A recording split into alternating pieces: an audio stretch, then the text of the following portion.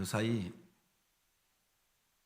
하나님 앞에 기도하고 또 말씀을 묵상할 때마다 계속하여서 주시는 마음이, 주시는 말씀이 내 백성을 위로하라라고 하는 이 말씀을 주시는 겁니다.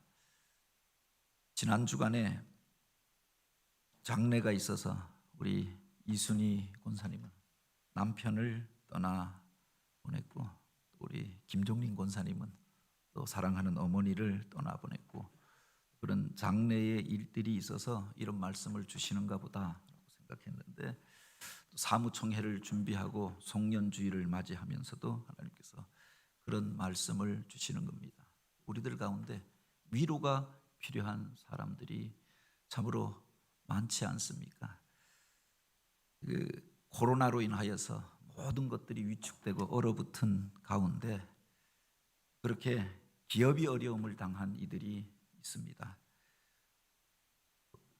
무슨 코로나 검사를 받으러 가보니까 청소년들이 또 아이들이 그렇게 검사를 받으러 많이 온 겁니다. 어린 아이들이 코가 찔려서 PCR 검사를 하는데 그것을 보면 얼마나 애처로운지, 학교에 가지도 못하고 그냥 한 달, 두 달이 아니라 2년 동안 집에만 있고 마음껏 뛰어놀지 못하고 그런 모습들을 보면서도 안타까운 겁니다. 청년들이 그렇게 무슨 마음껏 축제를 즐기고 미래에 대하여 꿈꾸고 교제하고 그래야 할 그때 미래를 예측하지 못하고 움츠려들어 있는 모습들을 보면서 그렇게 안타까운 겁니다. 우리 아이들이 대학교 1학년, 2학년인데 무슨 MT도 가보지 못했고 오리엔테이션이 뭔지도 모르고 입학식도 안 했고 미팅도 하지 못하고 이제 우리 큰아이는 3학년이 되어지는데 이제는 무슨 임용고시 준비해야 할 것 같아. 외국에 한번 교환학생 한번 가보고 해외 연수 한번 가보는 게 꿈이었는데 그냥 2년이 지나가 버린 겁니다. 보면은 너무 안타깝잖아요. 젊은이들만 안타까운 게 아니라 또 나이 드신 분들이 아파서 병들고 입원하였는데 병문안을 가고 또 서로를 위로하고 찾아보지 못하는 겁니다. 요양병원에 계신 부모님들이 있지 않습니까? 이 상황들을 잘 모르시는 분들은 그렇게 섭섭해 한다고 하는 겁니다. 자녀들이 오지 않는 겁니다. 그래서 나를 버린 것 같은 그런 섭섭함이, 그런 불안함이 그들 가운데 있지 않겠습니까? 이 어려운 시대를 지나면서 참으로 위로가 필요한 사람들을 우리가 보게 되어지지요. 우리가 지쳐 있을 때 누군가가 내 마음을 알아주고 내 상한 마음을 위로하여 줄 때 그 속에서 새 힘을 얻게 되는 것 아닙니까? 그런데 정작 위로한다고 찾아가서 무엇라고 위로의 말을 전한다고 한 것이 또 상처가 되는 경우도 있습니다. 그 사람의 사정을 잘 알지도 못하면서 그렇게 어줍지 않게 오늘 우리가 그렇게 그런 훈련을 받은 바도 없고 사랑에 대한 표현도 어색하기만 한 것 아닙니까? 사랑한다고 하는 표현이 그를 생각하여서 하였던 말들이 또 상처를 주고 오는 겁니다. 욥이 고난을 당하여서 어려움 가운데 있을 때 그 친구들이 찾아와서 그를 향하여서 위로한다고 한 말이 그의 폐부를 찌르는 말이 되어지잖아요. 나름대로 그렇게 생각하여서 권면한다고 그 말을 주었던 겁니다. 혹시라도 무슨 실수를 하여서 그렇게 어려움을 당한 게 아니냐, 내 안에 무슨 죄가 있기 때문에 이런 일들을 당한 게 아니냐, 회개하고 돌이키면 다시 살게 되지 않겠느냐. 아무리 생각하여서 죄를 진 것이 없고 또 그렇게 하나님 앞에서 악을 행한 것이 없는데 친구들마저 그 마음을 알아주지 못하고 마치 그 말이 정죄하는 말처럼 들려지니 그것이 그렇게 상처가 되어졌던 거죠. 위로를 필요로 하는데 세상 가운데서 위로받기가 쉽지 않다라고 하는 겁니다. 오늘 우리를 참으로 위로할 수 있는 그 사람은 누구인가? 그분은 누구인가? 오늘 우리는 어떻게 위로함을 받으면서 회복을 경험할 수 있습니까? 이사야서 마지막 장의 말씀은 바로 선지자를 통하여서 그 백성을 위로하라라고 하는 말씀으로 끝납니다. 이사야서는 두 개의 구조를 가지고 있다라고 했습니다. 마치 구약을 상징하는 것처럼 1장부터 39장까지는 그 그 백성들 속에 있는 문제에 대하여, 그것으로 인하여 그들이 심판받고 멸망에 이르게 될 것에 대한 경고의 말씀, 권면의 말씀을 기록합니다. 그런데 40장부터 66장까지는 이미 망하여져 버린 시대, 모든 것들을 잃어버리고 이방 땅에 포로로 끌려가 있는 백성들, 그 속에서 탄식하고 절망하고 낙심하고 있는 상황을 배경으로 하고 있습니다. 40장부터 계속 반복되어지는 말씀이 위로하라라고 하는 말씀입니다. 선지자를 통하여 이제 더 이상 그들을 향하여 그렇게 그들 속에 있는 문제에 대하여 이야기하는 것이 아니라 그들을 위로하는 자가 되라. 위로와 희망의 메시지가 계속 이어지고 있는 것들을 보게 되지요. 어떻게 우리가 그 어둠의 자리 가운데서 희망을 다시금 발견하고 참된 위로를 경험하고 다시금 일어설 수가 있습니까? 그 속에서 우리가 기억해야 할 것이 우리들의 모든 사정과 형편을 아시는 분이 있다라고 하는 겁니다. 성경은 내가 너를 알고 있고 내가 당하는 그 억울한 일들을 보고 있노라, 이 말씀을 하고 있지요. 어찌하여 내 길은 여호와께 숨겨졌으며 내 송사는 내 하나님에게서 벗어났다 하느냐. 내가 이르기를 여호와께서 나를 버리셨으며 나를 잊어버렸다 하느냐. 여인이 어찌 그 젖먹이는 자식을 잊겠으며 자기 태에서 난 아들을 긍휼히 여기지 않겠느냐. 그들은 혹시 잊을지라도 나는 너를 잊지 아니할 것이라. 내가 너를 내 손바닥에 새겼고 너의 성벽이 내 앞에 항상 있을 것인즉 내가 너를 지켜주리라. 이 약속의 말씀이 그 속에 기록되어져 있는 겁니다. 이스라엘 백성들이 이제 하나님이 우리를 버리셨는가 보다, 우리가 잘못하여서 우리가 범죄하여서 하나님께서 우리를 심판하시고 이제 쫓아내어 버리신가 보다, 그렇게 생각하였습니다. 그러니 더욱 낙심하게 되고 그냥 절망에 빠지게 되었던 것 아닙니까? 그 백성들을 향하여 이제 선지자들을 보내서 그 백성을 위로하라라고 말씀하십니다. 내가 너희를 잊지 아니하였노라. 내가 너희를 다시금 회복시키겠다 약속하여 주었던 거죠. 그 부모가, 그 어머니가 자기 젖먹이는 아이를 어찌 잊겠는가? 자기 조차고 그 아이를 버리고 떠나가겠는가? 혹시 사람은 그렇게 할지라도 나는 그렇게 하지 아니할 것이다. 생각해보면 누가 나에 대해서 가장 잘 알까? 물론 아내도 잘 알고 우리 아이들도 아빠의 버릇과 습관에 대해서 오랫동안 같이 살았으니 잘 알지요. 가족들이 잘 안다고 이야기합니다. 그 중에서도 제일 잘 아는 사람이 누구일까? 바로 그 어머니가 아니겠는가? 그를 품고 낳았고 또한 그 자라는 과정들을 다 알고 있고, 그러니 그 습관과 그의 상처와 그가 가지고 있는 기질을 가장 잘 아는 이가 그 부모가 아니겠습니까? 그 젖먹이는 부모를 그렇게 그 부모가 품어준 같이, 그 어머니가 품어준 같이 내가 너희를 품어주고 바로 그 어머니가 그 아이를 위로함 같이 내가 너희를 위로하겠다. 바로 주님께서 그렇게 약속하여 주시는 거죠. 나를 가장 잘 아시는 그분이 나와 함께 하겠다라고 말씀하시고 내가 너를 버리지 않겠다라고 약속하십니다. 어느 무명 시인이 바로 주님이 주시는 위로에 대하여서 그렇게 노래하였습니다. 그 제목이 예수님은 당신을 아십니다 라고 하는 제목입니다. 사람들에게 거절당하고 짐승 곁에서 태어나신 예수님은 당신의 외로움과 쓸쓸한 시간을 알고 계십니다. 폭군에게서 쫓겨 먼 나라로 피난 가야 했던 예수님은 나그네와 같은 당신의 적막함과 절박함을 알고 계십니다. 여우도 굴이 있지만 깃들 것이 없다고 하셨던 예수님은 의지할 것 없는 당신의 불안을 알고 계십니다. 목수의 집에서 태어나 시골에서 가난하게 자랐던 예수님은 당신의 땀과 고생과 그 피로를 알고 계십니다. 돌로 떡을 만들라는 시험을 당하셨던 예수님은 욕심의 수렁 안에 서 있는 당신의 위험을 알고 계십니다. 엘리 엘리 라마 사막다니 하고 외치시며 십자가를 지셨던 예수님은 당신의 절박함과 그 답답함을 알고 계십니다. 친구들의 떠남과 배신을 체험하였던 예수님은 혼자서라도 굳세게 살아보려는 당신을 알고 계십니다. 수건을 두르고 제자들의 발을 씻겨주시던 예수님은 당신의 숨은 봉사와 그 지불한 희생을 알고 계십니다.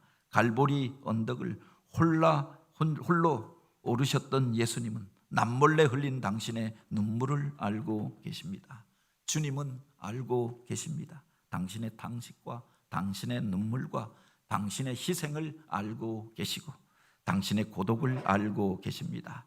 우리들이 아파하고 탄식하는 그 자리 가운데로 찾아와 우리를 위로하시고 슬픔을 기쁨으로, 애통하고 탄식하는 그것을 찬송으로 바꾸어 주십니다.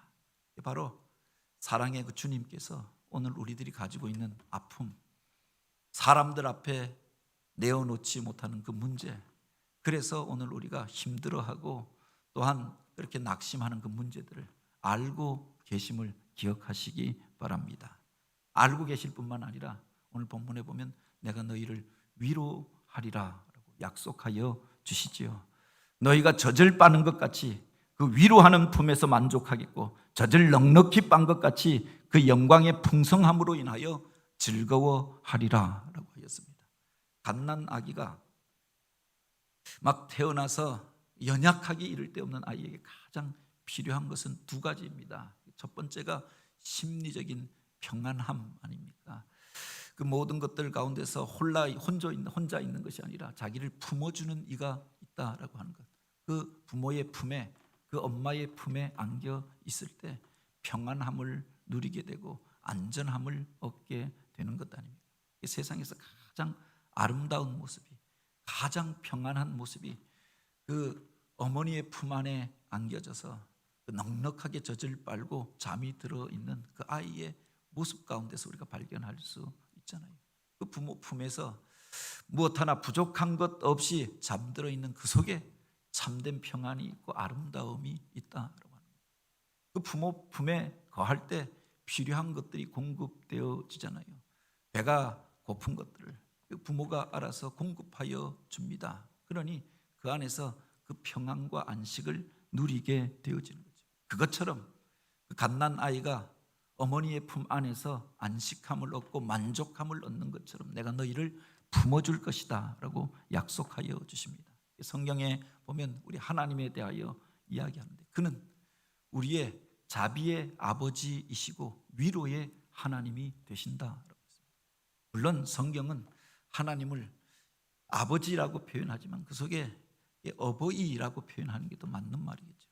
그냥 어버이가 아니라 엄한 부모님도 있지 않습니까? 자식의 사정은 나 몰라라 하면서 혼내고 야단치고 또 그렇게 내어 쫓아버리는 부모도 있습니다. 그런데 그 아이의 모든 사정과 형편을 알고 품어주는 부모, 자비의 어버이가 되어주시고 또한 우리의 위로의 하나님이 되어주신다. 우리 사정을 알고 세상 가운데서 지치고 상한 일을 품어주고 실패하고 돌아온 그 아이를 그렇게 세상에 나아가서 좌절하고 그래서 다시금 부모의 집으로 찾아온 그 아들을 품어주는 그 아버지의 모습에 대하여 이야기하고 있잖아요. 넉넉한 품으로 품어주시는 자비의 아버지가 되시고 위로의 하나님이 되시는 줄 믿으시기 바랍니다. 그 하나님이 그리스도 예수 안에서 풍성한 대로 너에게 필요한 것들을 채우시리라. 나의 가장 필요한 것들, 나의 모든 사정을 알고 계신 그분이 채워주시겠다고 약속하여 주십니다.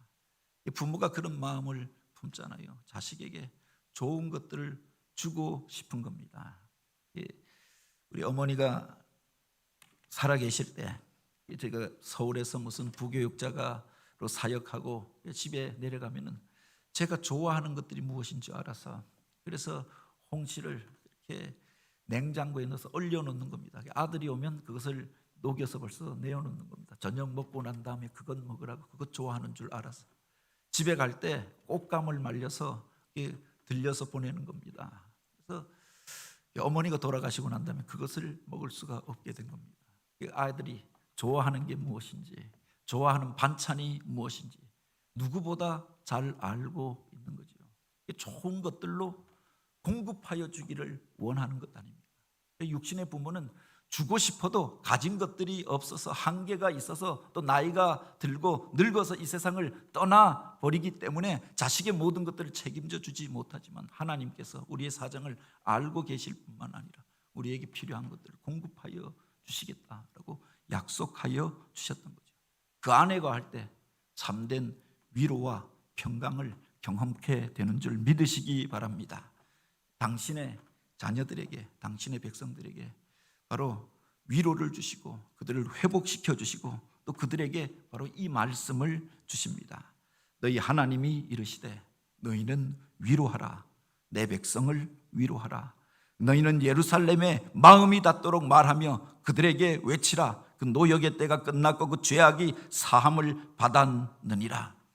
바로 이사야를 불러서 마음이 상한 그를 고치십니다. 세상 가운데 낙심하고 주의 전에 나와서 탄식하며 울며 기도하던 그를 만나주시고 그를 상한 마음을 고치시고 새롭게 하여 주십니다.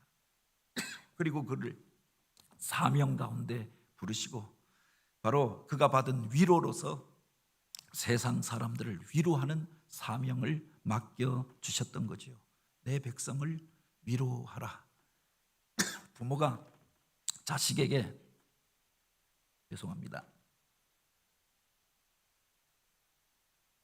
원하는 것이 바로 그것이잖아요.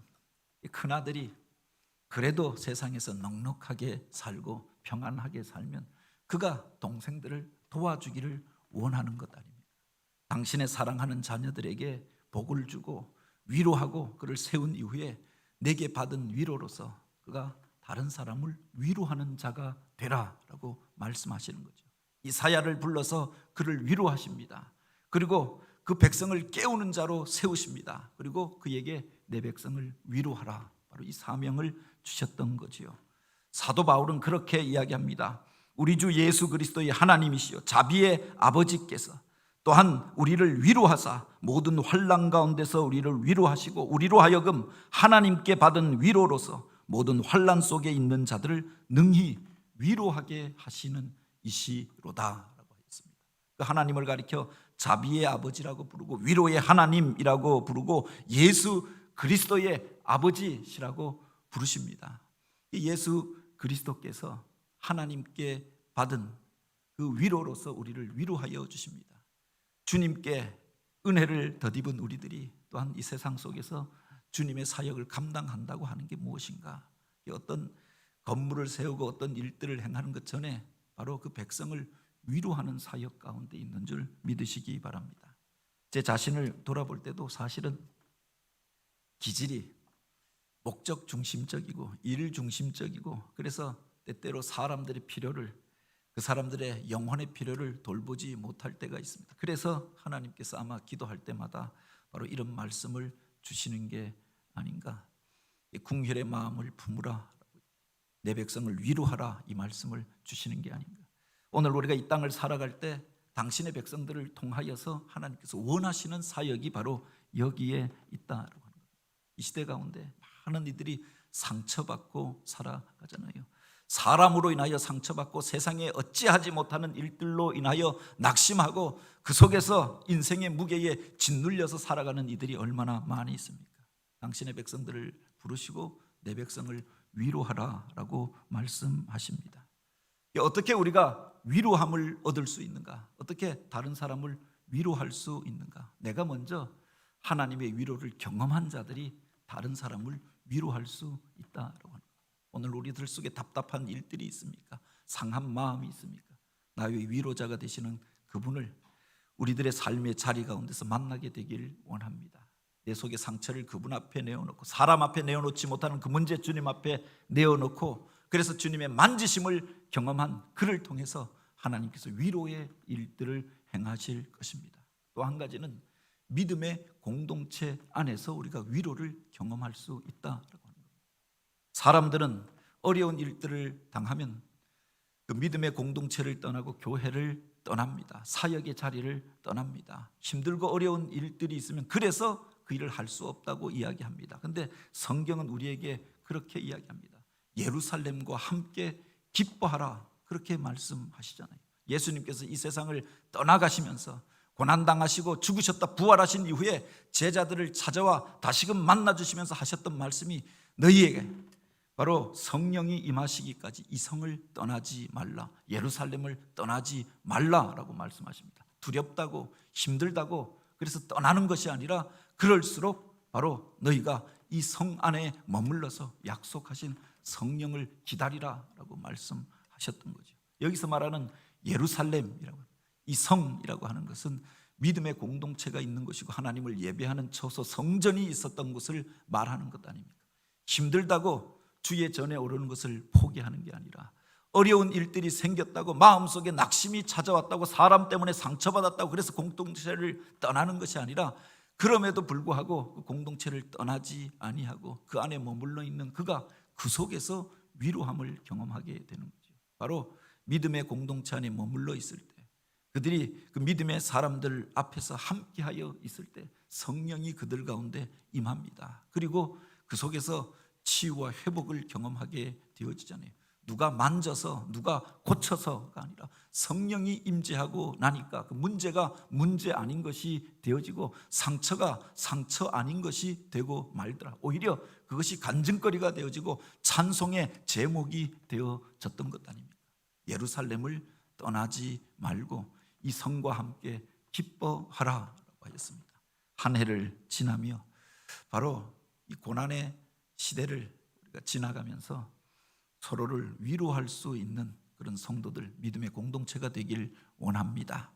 먼저 하나님 앞에 나와 하나님이 주시는 위로로서 오늘 우리가 회복되어져서 다시금 주님 맡겨주신 사명을 감당하는 성도들 되길 원합니다. 믿음의 공동체와 함께 하나님의 위로하심을 경험하고 위로의 사역들을 감당하면 이 땅 속에 마음이 상한 자들, 아픈 자들, 어둠 가운데 거하는 이들 가운데 이 위로의 복음을 전하는 자로 쓰임받는 교회, 그런 새로운 한 해가 되어지길 주님의 이름으로 축복합니다. 같이 기도